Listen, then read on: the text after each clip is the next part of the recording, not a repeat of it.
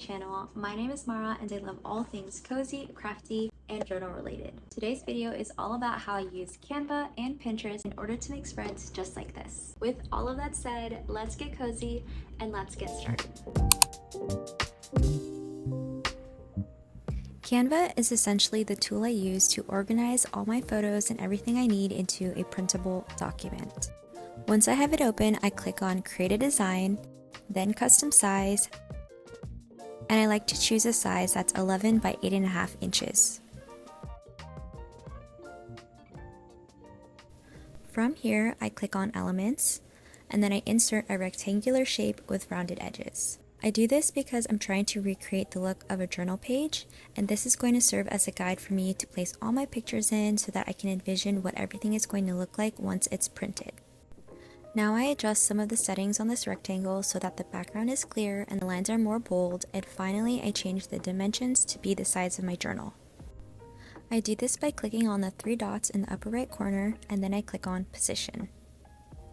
A toolbar on the left pops up, and under Advanced, I put in the exact dimensions of my journal. Again, I do this because I'm using it as a guide for all the photos that I want to print. Once that first step is done, the next thing I do is add photos.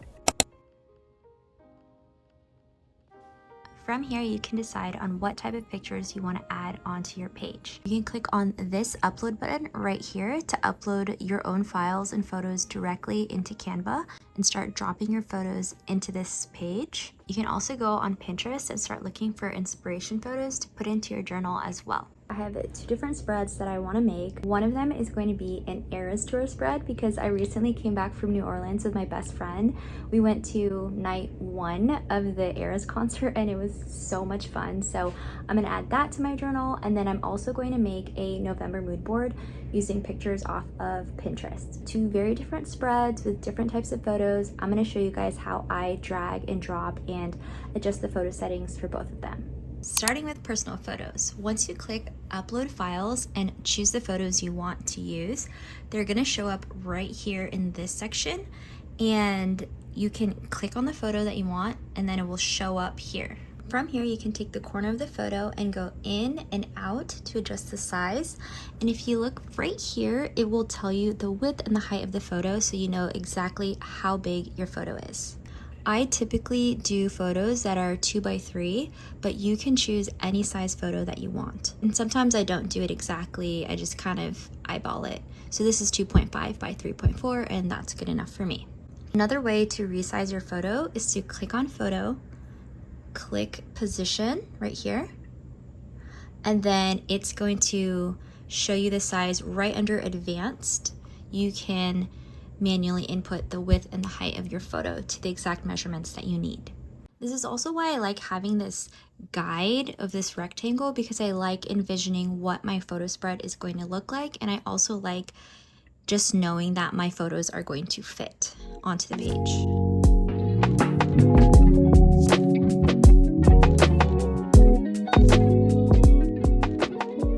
Here is an example of what it looks like after I added all the photos that I wanted for my journal spreads. I also thought it would be fun to add rounded edges to my photos, and I'll show you how to do that in just a second. But this is the reason why I like adding this rectangle, is because I like envisioning how it's going to look on my journal spread. If you also want to round your edges in your photos, all you have to do is click on your photo, and then right here, this will pop up and you can click corner rounding. And then I like to make mine around like 15 or 20. I'll do 18 today. I don't really do an exact science. You can see exactly how much rounding you want in your photos. And then it ends up like this. If I'm not using my personal photos, I love gathering inspiration photos from Pinterest, especially if I'm making mood boards or vision boards. By the way, we are going to make a mood board together in this video, so stick around until the end if you want to watch me make that journal spread in real time.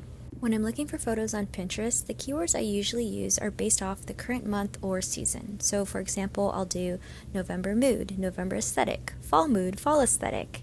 I'll also look for pictures based on activities that I want to do that month. So for example, I looked up simmer pots, cozy movie nights, and I was in a big Harry Potter movie marathon mood, so I did look up different Harry Potter photos as well. When I'm finished gathering all my inspiration photos, all I do now is copy and paste them onto my Canva document. I have my rectangle here that I already made, and now I'm just going to click on a photo on this side. I right click, I click copy, I bring it back over to this side, and then I just click paste. From here, I'll do similar actions as before, grabbing the corner and going in and out in order to adjust the photo size. I repeat that same step over and over with all my photos on Pinterest, and then rearrange the photos on my Canva document until it looks exactly how I want it to.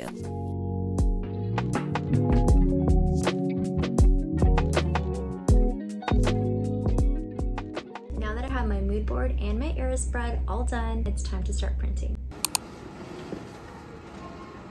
So I'm able to get all of my print jobs completely for free at my local library. Some libraries, like mine, offer a limited number of free printing each week, and there are other libraries that offer really low cost printing, like 10 to 50 cents per page, depending on what type of print job you need. The library is so underrated, so I highly recommend checking out your local library and seeing what resources they can offer you. I forgot to mention that I do live in the United States, so I do realize that having the library as a resource for printing might not be available to everybody, but if you do live in the States and you don't have access to a library, you can also go to places like CVS, UPS, Staples, or Office Depot to get printing done.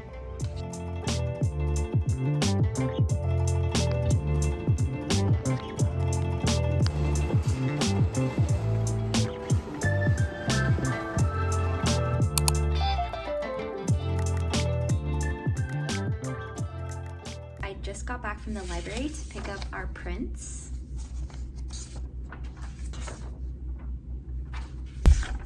I thought they turned out pretty good, so now we can make our November mood board.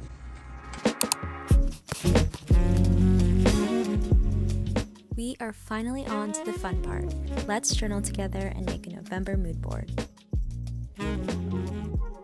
There is something so calming about being creative and being able to work with your hands. Even sitting down and cutting out pretty pictures just puts me in the zone. For this mood board, I was really leaning into the fall colors and different fall activities that I still wanted to do. I really want to visit a cafe on a rainy day and just journal there. I want to have a cozy fall day at home where we do puzzles and have a Harry Potter movie marathon, and it would be amazing if we could have a fall simmer pot in the background filling our home with this warm, cozy aroma. And honestly, just talking about this makes me feel really excited, and to me, that is the perfect day. So I am truly manifesting that through this mood board. I also made sure to find encouraging and motivating quotes that I really needed to hear this month.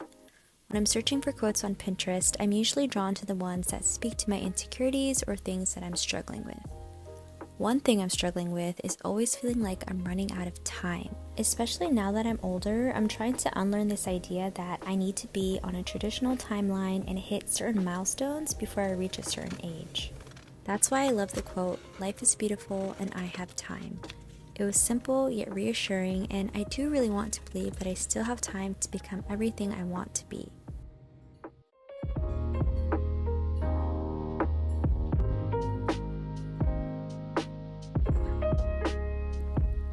Okay, back to our prints. You'll see here in just a second that I'm about to cut up that speech bubble, and I chose that photo not only for the words, but because of the curves that it has. One tip I have when creating a collage like this is to add curves in order to break up the lines and add dimension to your journal spread. Here I'm about to start ripping up some scrapbook paper, and I find that this helps keep my pages sturdy because I accidentally bought a journal with a really low GSM, which means that my pages are really thin. So I find that having some sort of backing helps with all the glue that I'm about to use for these photos.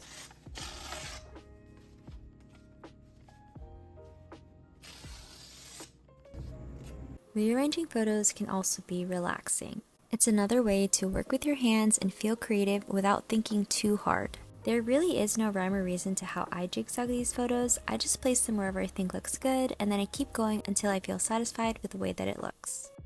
Also, just because I place them down in a certain place now does not mean that it will look this way once I glue things down. I never glue things down right away because I have commitment issues and I like to change things up last minute. But I think I'm liking where I'm at right now, and I think I am ready to start gluing.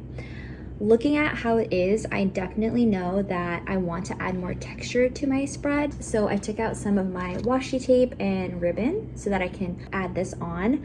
And then I also got some letter stickers along with some gold stars and like a doily. I don't know. I think I'm gonna just keep playing around with what I have, and then we'll be done with the spread. I am really, really loving how it's coming out so far though.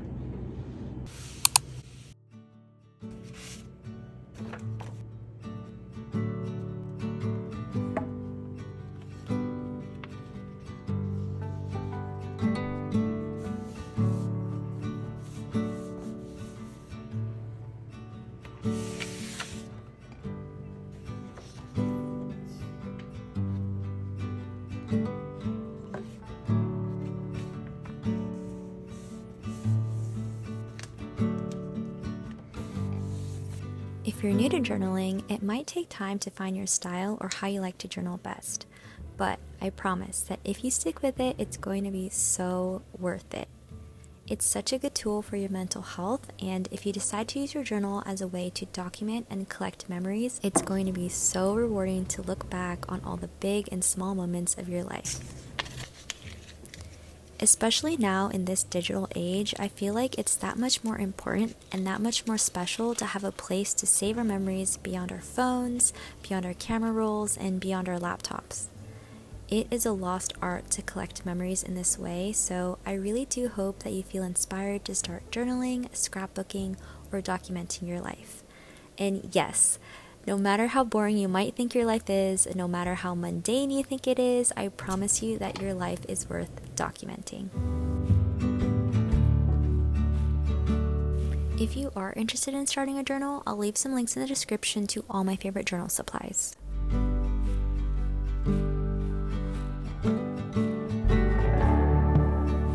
As I finish up this spread, I wanted to give a gentle reminder that just because I journal this way does not mean you have to as well. Journaling looks so different for everybody, and there's no right or wrong way to fill your pages. It could be full of colorful pictures just like this, or it can be filled with pen to paper pages just pouring out your feelings. The beauty of journaling is that it can be whatever you want it to be, and no one ever has to see your pages. With that in mind, you can feel safe in exploring your feelings, experimenting with creativity, or documenting all the little details of your life.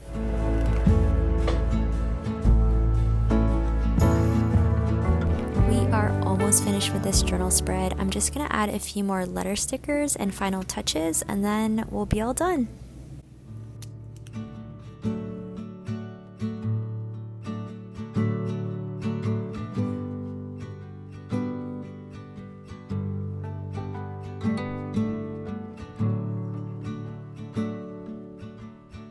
Here is my final spread. I actually really love how it turned out, and I love this precious pop of red in here along with the different washi tapes that I added. I think that adding a little bow adds a cute little moment of like texture, which I really love. And then you can see here I added some ribbon and some like styrofoam stars as well. I also like when things are not perfect, so I ripped up this paper, and even though it's sticking out, I actually really love it because once this journal gets filled, I really want kind of those bits and pieces to be popping out. I think it just adds a certain charm to your journal, so I'm really excited to keep adding more. I have some leftover pictures here, and I'm probably gonna save it for another spread for another day. But yeah, this is my final November mood board spread.